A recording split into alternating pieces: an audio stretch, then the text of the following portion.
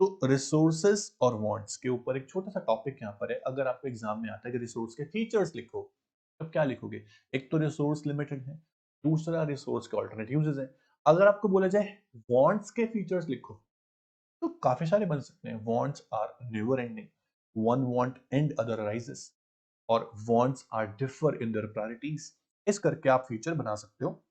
तो यहाँ पर लिखे हैं कुछ फीचर्स, इन्हें आप अच्छे से कर लेना। फीचर्स के बाद अब आता है थोड़ा सा इंपॉर्टेंट एरिया जहां हम ज्यादा फोकस करेंगे। That is meaning of economics. अब तक हम पढ़ रहे थे इकोनॉमी क्या है, स्कार्सिटी क्या है, रिसोर्सेज क्या है, वांट्स क्या है, फीचर्स क्या है इनके, प्रॉब्लम ऑफ चॉइस क्या है, एलोकेशन ऑफ रिसोर्सेज क्या है। लेकिन अब पढ़ रहे हैं इकोनॉमिक्स। बहुत जल्दी नहीं आ गया इकोनॉमिक्स क्या है। ठीक है, इकोनॉमिक्स क्या होता है सुनिए। देखो, वैसे इकोनॉमिक्स की डेफिनेशंस बहुत सारी हैं, बहुत बड़े बड़े इकोनॉमिक्स ने डेफिनेशंस दी हैं। इससे पहले कि आप एक बात जानो कि फादर ऑफ इकोनॉमिक्स के बारे में बात करते हैं। फादर ऑफ इकोनॉमिक्स कौन थे? आपको पता होना चाहिए। उनकी डेफिनेशंस क्या थी? अल्फ्रेड मार्शल कौन थे? ठीक है, लियोनल रॉबिन्स कौन थे? पॉल ए सैमुअल्सन कौन थे? पिगू कौन थे? बहुत सारे इकोनॉमिस्ट हैं। तो फादर ऑफ इकोनॉमिक्स की हम बात करें तो आपको बता दूं, एडम स्मिथ। अगर क्वेश्चन आता है एग्जाम में इस पे, फादर ऑफ इकोनॉमिक्स पे, आप क्या बोलेंगे? Adam Smith. एडम स्मिथ क्या बोलते थे? वो बोलते थे कि इकोनॉमिक्स क्या है? Economics is the study of Mankind, कि कैसे वो वेल्थ क्रिएट करता है, कैसे वो थोड़े से रिसोर्स से ज्यादा वेल्थ क्रिएट करता है। तो इकोनॉमी, इकोनॉमिक्स की डेफिनेशन जो है, हर इकोनॉमिक्स की अलग अलग थी। किसी ने वेल्थ डेफिनेशन, किसी ने रिसोर्सेस कार्स हैं इसके ऊपर डेफिनेशन दी, किसी ने ग्रोथ डेवलपमेंट पे डेफिनेशन दी। तो डेफिनेशन सबकी अलग अलग थी। अल्फ्रेड मार्शल की डेफिनेशन अलग थी।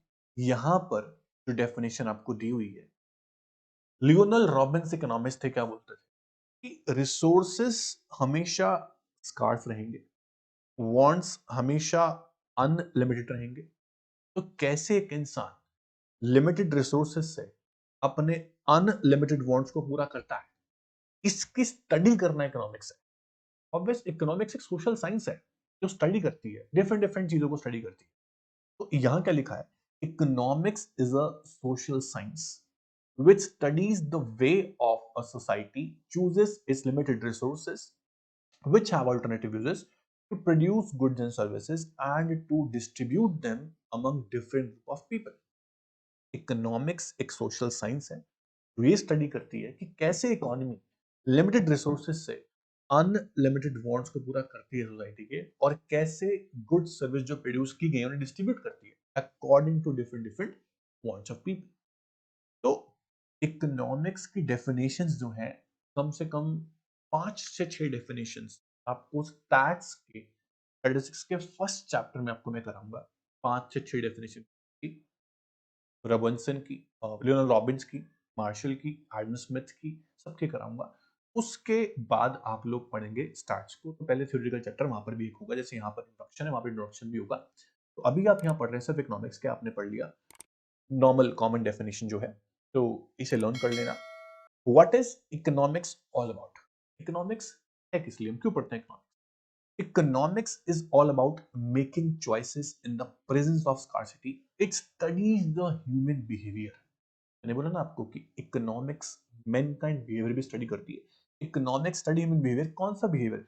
कि as a relationship between means and ends, कैसे एक ह्यूमन, कैसे एक इंसान लिमिटेड रिसोर्सेज से अपने अनलिमिटेड वांट्स को पूरा कर ले। Economics aims to ensure that, economics का जो मेन गोल है वो क्या है कि रिसोर्सेज को यूज किया जाए, वो भी कैसे? बेस्ट पॉसिबल मैनर में, ऑप्टिमम तरीके से इकोनॉमाइज किया जाए रिसोर्स को। ये इकोनॉमिक्स का गोल है और aim. Economics is all about this. ये सिंपल भाषा में आपको समझा दिया गया, क्लास 11th में इतना ही समझाया जाता है। आगे जाके आप डिटेल में पढ़ेंगे इस टॉपिक को। तो अभी हम पढ़ने जा रहे हैं इकोनॉमिक्स के दो area, that is positive and nominal. उससे पहले आप ध्यान से देख लो हमने क्या क्या किया। एक बार हमने सबसे पहले पढ़ा व्हाट इज एन इकोनॉमी, उसके बाद पढ़ा इकोनॉमिक के अंदर एक्टिविटीज, जो 3 एक्टिविटी है इंपॉर्टेंट, वो कौन सी होती है? Production, consumption, investment. Capital formation भी बोलते हैं इन्वेस्टमेंट को। इन्वेस्टमेंट होता है क्या, आप सब जानते हैं। इन्वेस्टमेंट का मतलब क्या होता है ये समझते हैं। Investment means expenditure on those capital assets which generate more income. Investment वो है जब हम खर्चा कर रहे हो ऐसी एसेट्स पे जो और इनकम जनरेट, आप ध्यान रखिए। उसके बाद स्कार्सिटी क्या हमने पढ़ लिया डिटेल में। एलोकेशन ऑफ रिसोर्स क्या होता है हमने जान लिया। इसके बाद पढ़ा इकोनॉमिक प्रॉब्लम, यानी कि प्रॉब्लम ऑफ चॉइस क्या है, उसके 3 बड़े बड़े रीजंस हमने पढ़े। उसके अलावा हमने पढ़ा रिसोर्स और वांट्स के फीचर्स। एंड देन इकोनॉमिक्स क्या होता है, and economics is all about what. अब हम पढ़ने जा रहे हैं next term, that is positive economics and normative economics. Economics की ब्रांचेस तो बहुत सारी मैंने बताया आपको। यहां पर इकोनॉमिक्स के 2 एक तरह से फीचर्स आपको बताए गए हैं कैसी हो सकती है इकोनॉमिक्स। इकोनॉमिक्स का एरिया अलग अलग है। कुछ सब्जेक्ट्स ऑफ इकोनॉमिक्स में क्या बताया जाता है, प्रॉब्लम्स की बात हो रही है। अब तक हमने पढ़ा कि स्कार्सिटी एक प्रॉब्लम है, जहां पर आपको फैक्ट्स बताए जाए, प्रॉब्लम्स बताई जाए, व्हाट इज टू बी, क्या फैक्ट है। इकोनॉमिक की प्रॉब्लम्स की बात हो रही है, फैक्ट्स की बात हो रही है, जो रियल लाइफ में चल रहा है, एक्चुअल में है, उसकी बात हो रही है। वो हमेशा कहलाती है पॉजिटिव इकोनॉमिक्स। जब हम उन प्रॉब्लम का सॉल्यूशन निकाल रहे हो, जब हम उसके लिए कोई जजमेंट दे रहे होते हैं, अपना ओपिनियन दे रहे होते हैं, सॉल्यूशंस दे रहे होते हैं, एडवाइस दे रहे होते हैं कैसे किया जाए, हम बोलते हैं क्या होना चाहिए, what ought to be, what should be, ऐसी बातें जहां पर होती हैं उसे कहा जाता है नॉर्मेटिव इकोनॉमिक्स। तो हम पढ़ते हैं डिटेल में कि पॉजिटिव इकोनॉमिक्स क्या होता है, नॉर्मेटिव इकोनॉमिक्स क्या होता है। उसके बाद एक टॉपिक और होगा माइक्रो इकोनॉमिक्स क्या होता है और मैक्रो। फिर आपका आएगा प्रैक्टिकल टॉपिक सेंट्रल प्रॉब्लम्स और पीपीसी। हम नेक्स्ट क्लास में सारे लेक्चर थोड़ी कर लेंगे। अभी हम करते हैं पॉजिटिव इकोनॉमिक्स एंड नॉर्मेटिव। चलिए समझते हैं। तो मैंने बोला कि पॉजिटिव इकोनॉमिक्स में कैसी बातें होती हैं, जहां पर फैक्ट्स, रियल लाइफ प्रॉब्लम्स, इनकी बात की जा रही है, एक्चुअल फिनोमेना क्या चल रहा है उसकी बात की जा रही है, पॉजिटिव इकोनॉमिक्स होती है। तो it deals with what is और how the economic problem are actually solved. Actual चीजों की बात हो रही है, फैक्ट्स की बात हो रही है। What should be, ought to की बात नहीं हो रही, क्या करना चाहिए उसकी बात नहीं हो रही। नॉर्मेटिव क्या होता है, it deals with what ought to be और how the economic problem should be solved. यहां देखो शुड बी और एक्चुअली में बहुत फर्क होता है। ठीक है, फैक्ट्स है यहाँ पर, पॉजिटिव इकोनॉमिक्स के अंदर फैक्ट्स है, वहां पर जजमेंट्स है, ओपिनियन है कि क्या करना चाहिए। उसमें से जो एक्चुअल में किया वो पॉजिटिव में आएगा, क्या करना चाहिए, क्या होना चाहिए, वो नॉर्मेटिव के अंदर वो जजमेंट्स दे दिए। अब वेरिफिकेशन वाला पॉइंट लास्ट में पढ़ते हैं, समझ में अच्छे से आएगा। पहले सुनो पर्पस क्या है, नॉर्मेटिव और पॉजिटिव दोनों का पर्पस क्या है। बात हो रही है पहले पॉजिटिव की। It aims to make real description of an economic activity. Real description जहां दिया जा रहा है, मान लो प्रोडक्शन है, कंजम्पशन है, इन्वेस्टमेंट है, उसके रियल डेटा की बात चाहोगे कि इतना प्रोडक्शन इकोनॉमी के अंदर हुआ, इतनी इन्वेस्टमेंट कंट्री में हुई, ऐसा डिस्क्रिप्शन अगर दिया जा रहा है, ऑब्वियस वो फैक्ट्स हैं, वो फिगर्स हैं, वो रियल फिगर्स हैं, उसे बोला जाएगा पॉजिटिव इकोनॉमिक। हाँ, अगर हमने बोला होता कि इतना करना चाहिए था, हमने 1 लाख करोड़ की इन्वेस्टमेंट करी है, अगर हम बोल रहे हैं हमें 3 लाख करोड़ की करनी चाहिए थी, तब ऐसा होता। चाहिए थी, होनी चाहिए थी, इज नॉर्मेटिव। तो it aims to determine the ideals कि क्या होना चाहिए था। ऐसी बातें जहां हो रही हो वो नॉर्मेटिव है, कितना हुआ वो पॉजिटिव है। बहुत सिंपल टॉपिक है, देखो बहुत सिंपल, ध्यान से सुनो। तो जो नॉर्मेटिव इकोनॉमिक्स होती है वो कहीं ना कहीं ओपिनियंस देती है, सजेशंस देती है, लेकिन पॉजिटिव इकोनॉमिक्स कोई सजेशन नहीं देती, ये एक्चुअल फैक्ट्स एंड फिगर्स बता देती है कि ये है, बस ये लो जी, ये आपके सामने। तो it is based upon facts, it does not give any suggestive judgments और ओपिनियन। ये आप ध्यान रखना, बड़ा आसान डिफरेंस है। तो पॉजिटिव इकोनॉमिक्स जो है does not give any value judgments, it is neutral, neutral है, जो है बता दिया, कुछ चेंजेस नहीं करती है, ये होना चाहिए वो होना चाहिए, neutral between ends.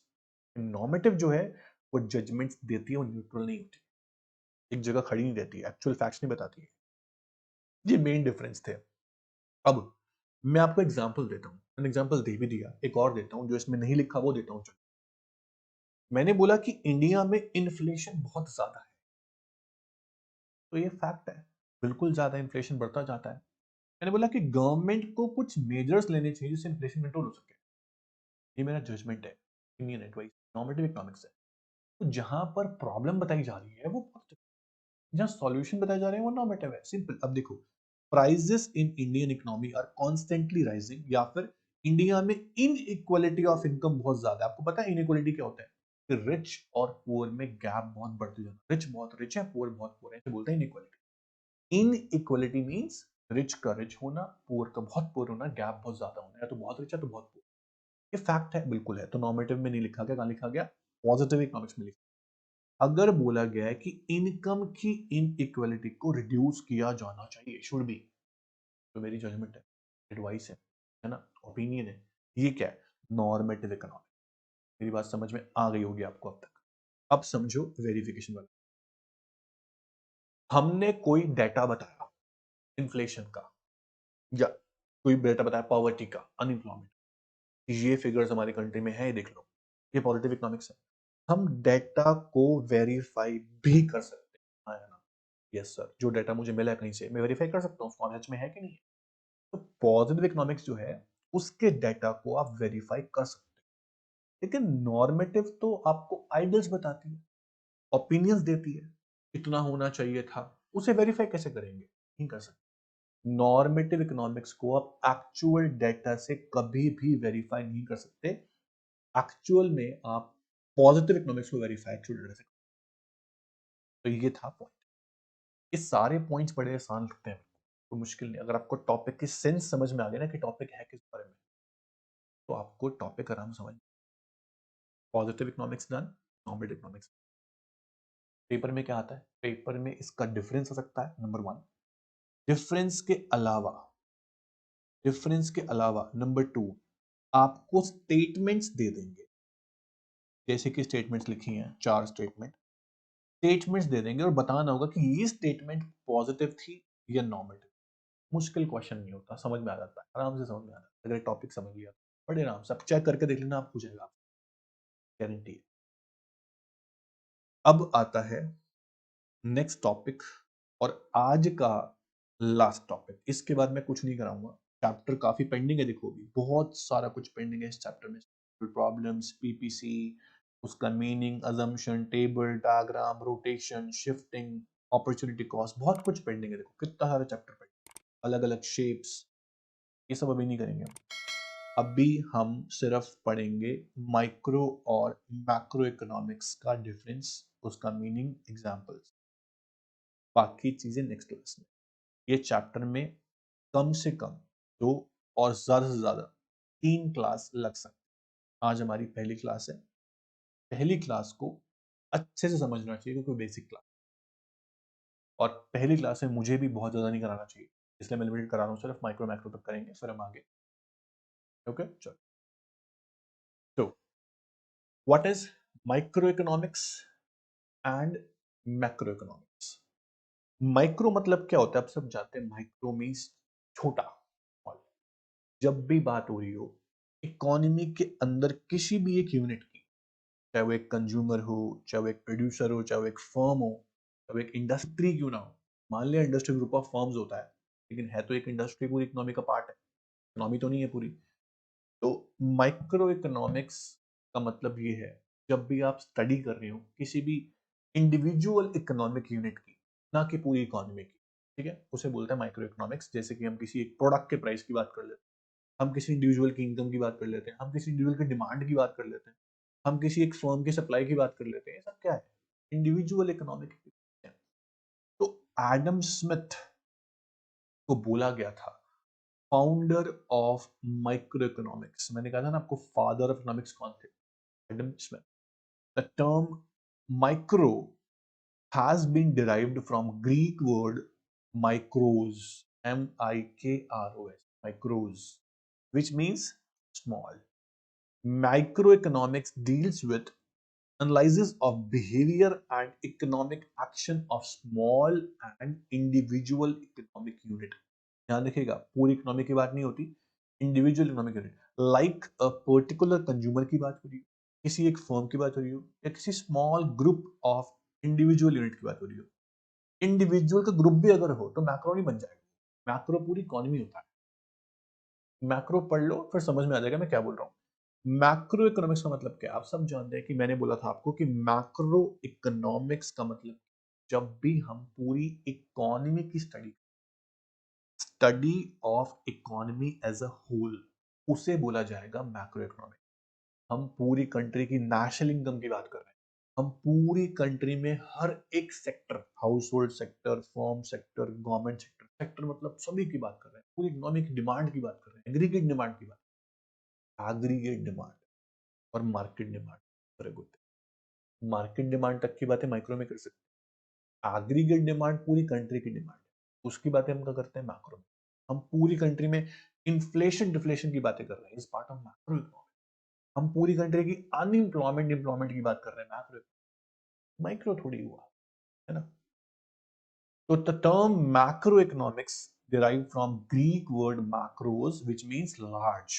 So macroeconomics deals with overall performance of economy, not individual economic unit, economy.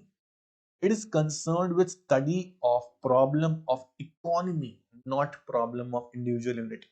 Economic problem क्या होती है? Inflation, unemployment, poverty, rising population, सारी बातें किसमें? मैक्रो में हम पढ़ रहे हैं study of economy as a whole. ठीक है, अब हम आराम से डिफरेंस पढ़ सकते हैं माइक्रो इकोनॉमिक्स और मैक्रो इकोनॉमिक्स। बहुत सिंपल, मीनिंग आप लोगों ने पढ़ लिया, डन। अब आते हैं टूल्स पे। माइक्रो इकोनॉमिक्स के जो मेन टूल्स हैं, आप लोगों को पता होगा कि माइक्रो इकोनॉमिक्स में जो मेन टूल्स हैं वो डिमांड और सप्लाई। हम माइक्रो को जानते ही डिमांड सप्लाई। जब भी हम किसी प्रोडक्ट के प्राइस निकाल रहे हो, किसी प्रोडक्ट का प्राइस हमें निकालना हो, डिटरमाइन करना, हम डिमांड सप्लाई ही तो करते हैं। आपने किसी से पूछा, आपसे किसी ने पूछा कि भाई ये पेन का प्राइस 10 रुपए है, कैसे तय होगा? आप बोलोगे डिमांड सप्लाई। तो डिमांड सप्लाई से क्या होता है? Price determination. सिर्फ ये नहीं होता, हर चीज डिमांड सप्लाई से होती है आजकल। तो main tools of micro economics अगर आपसे पूछेंगे, आप क्या बोलोगे? Demand and supply. देखो मैक्रो तो बड़ी इकोनॉमिक्स है, मैक्रो तो पूरी इकोनॉमी को स्टडी करती है। तो मैक्रो में तो हर बंदे की डिमांड को देखा जाता है, हर सेक्टर की डिमांड को देखा जाता है। तो वहां पर डिमांड सप्लाई मेन टूल नहीं होंगे, वहां पर होंगे aggregate, total demand of goods and service. Aggregate demand and aggregate supply the main tool. तो मैक्रो के मेन टूल्स क्या है? Aggregate demand and aggregate supply. बहुत सिंपल डिफरेंस था, दो डिफरेंस आपको समझ में आ गए, मीनिंग और टूल्स। अब माइक्रो इकोनॉमिक्स का मेन ऑब्जेक्टिव क्या होता है? Price determination, goods and service के प्राइस कैसे निकाले जाए। माइक्रो में आप production cost, revenue, demand, supply पढ़ते हो, सबका कनेक्शन एक चीज, मार्केट इक्विलिब्रियम से प्राइस कैसे। तो माइक्रो इकोनॉमिक्स का मेन बेसिक ऑब्जेक्टिव क्या है? डिटरमाइन प्राइस ऑफ कमोडिटी और फैक्टर्स ऑफ प्रोडक्शन। लेबर के वेज कैसे तय किए, ठीक है, कैपिटल का इंटरेस्ट कैसे सेट किया जाए, लैंड का रेंट कैसे सेट किया जाए। हम ऐसे पढ़ते हैं माइक्रो के अंदर, आगे जाके भी आप पढ़ेंगे। मैक्रो का मेन एम क्या है कि कंट्री में एम्प्लॉयमेंट और इनकम लेवल कितना होना चाहिए, उसको सेट। पूरी इकोनॉमी की बात करती है ना मैक्रो, तो पूरी कंट्री की एम्प्लॉयमेंट और पूरी कंट्री की नेशनल इनकम, उसको डिटरमाइन करना, उसे बोलते हैं मैक्रो का मेन ऑब्जेक्टिव। अब ना एक पॉइंट है जो बच्चे मुझसे 2 बार पूछते हैं, आज एक बार भी नहीं पूछेंगे, एक बार में समझ में आ। Degree of aggregation. सबसे पहले ये जानो व्हाट इज एग्रीगेशन। जोड़ना, सम टोटल करना, process of submission called aggregation. हम अगर इंडिविजुअल एक बंदे की डिमांड की बात कर रहे हैं, उसे माइक्रो बोलते हैं, यस और नो? अगर हम इंडिविजुअल डिमांड को जोड़ते जाए जोड़ते जाए, क्या बन जाएगी? मार्केट। एक मार्केट के अंदर बहुत सारे कंज्यूमर, उन सबकी डिमांड को जोड़ दो, मार्केट बन। क्या मार्केट डिमांड को स्टडी करना मैक्रो है? यस और नो? क्या मार्केट डिमांड को स्टडी करना मैक्रो का पार्ट है या माइक्रो का पार्ट है? सर, मैक्रो का पार्ट कैसे हो सकता है? मार्केट तो पूरी इकोनॉमी के अंदर एक किसी जगह पर हो सकती है। गुड़गांव में, दिल्ली में बहुत सारी मार्केट्स हैं। किसी एक मार्केट को आप स्टडी करो तो मैक्रो हो गया क्या? पूरी इकोनॉमी की बात थोड़ी हो गई। मैक्रो नहीं हुआ, माइक्रो हुआ। तो माइक्रो इकोनॉमिक्स में इंडिविजुअल डिमांड को जोड़ के मार्केट डिमांड होता है। एग्रीगेशन तो माइक्रो में भी हो रहा है, लेकिन मार्केट तक, लिमिटेड एग्रीगेशन। मैक्रो में पूरी कंट्री की डिमांड निकाली जाती है। इंडिविजुअल को तो छोड़ो, सारी की सारी मार्केट्स, सारे के सारे सेक्टर्स, सबकी डिमांड को जोड़ के एग्रीगेट डिमांड बनता है, पूरी कंट्री की डिमांड बनती है। एग्रीगेशन तो वहां भी हो रहा है। मुझे इतना बताओ कि ज्यादा एग्रीगेशन कहाँ हो रहा है, माइक्रो में या मैक्रो में? तो इस मैक्रो में पूरी कंट्री की डिमांड निकाल रहा है। तो माइक्रो में भी एग्रीगेशन होता है, मार्केट डिमांड कैसे निकालेंगे? इंडिविजुअल डिमांड को जोड़ के ना, एग्रीगेट करके ना। तो एग्रीगेशन माइक्रो में भी है, लेकिन लिमिटेड डिग्री ऑफ एग्रीगेशन, बस इतना कर लो इसको। मैक्रो में हाईएस्ट डिग्री ऑफ एग्रीगेशन, क्योंकि हम वहां एग्रीगेट डिमांड निकालते हैं एंटायर इकोनॉमी की डिमांड को प्लस। तो माइक्रो में लिमिटेड एग्रीगेशन और मैक्रो में unlimited aggregation, highest degree of aggregation. इतना सिंपल पॉइंट है, पता नहीं क्यों पूछते हैं बार बार बच्चे। समझ में आ गया? अब जब भी हम माइक्रो इकोनॉमिक्स की स्टडी कर रहे हैं, हम अजम्पशंस लेते हैं कि मैक्रो के वेरिएबल्स अभी कौन से, तभी हम माइक्रो पढ़ पाए। जब हम मैक्रो पढ़ रहे होते हैं, हम बोलते हैं माइक्रो वेरिएबल्स बीइंग, देखो economics is based on assumption. Assumption नहीं लेंगे हम, कोई लॉ प्रूव नहीं कर। जब भी हम माइक्रो इकोनॉमिक्स पढ़ रहे होते हैं, इट इज अज्यूम दैट कि मैक्रो वेरिएबल्स बीइंग कांस्टेंट। हम जब मैक्रो पढ़ रहे होते हैं, हम बोलते हैं माइक्रो के वेरिएबल्स बीइंग कांस्टेंट। मिक्स नहीं करना दोनों को, इसलिए जब मैक्रो पढ़ रहे हैं माइक्रो साइड, माइक्रो पढ़ रहे हो तो macro side. Okay. Micro economics का दूसरा नाम कभी पूछा जाए आपसे, तब बोलना प्राइस थ्योरी, क्योंकि हम मेन ऑब्जेक्टिव क्या था? प्राइस डिटरमिनेशन था। ये प्राइस। मैक्रो का बेसिक ऑब्जेक्टिव क्या था? Income and employment. तो इसका एक और नाम क्या होगा? Income and employment. इतना आसान है। माइक्रो का दूसरा नाम प्राइस थ्योरी, मैक्रो का दूसरा नाम इनकम। ठीक है। लास्ट एग्जाम्पल, माइक्रो में आप डाल दो कोई भी एग्जाम्पल जो इंडिविजुअल इकोनॉमिक यूनिट की बात, individual income, individual demand, individual supply. Macro में national income, aggregate demand, price level, inflation, population, poverty, किस में होता है? एग्जाम्पल तो बहुत सिंपल है डालना। ये आपका हो गया माइक्रो और मैक्रो का। एक बात पूछूं, माइक्रो और मैक्रो में से कौन सा ज्यादा इंपॉर्टेंट? कुछ बोलते हैं माइक्रो, कुछ बोलते हैं दोनों ही इंपॉर्टेंट। जितना जरूरी माइक्रो तो मैक्रो भी। Which is more important? आप क्या बोलोगे? क्वेश्चन अगर इनडायरेक्ट क्वेश्चन में आ गया, आप क्या बोलोगे? Both micro and macro economic, both are important. दोनों की अपनी अलग अलग जगह है।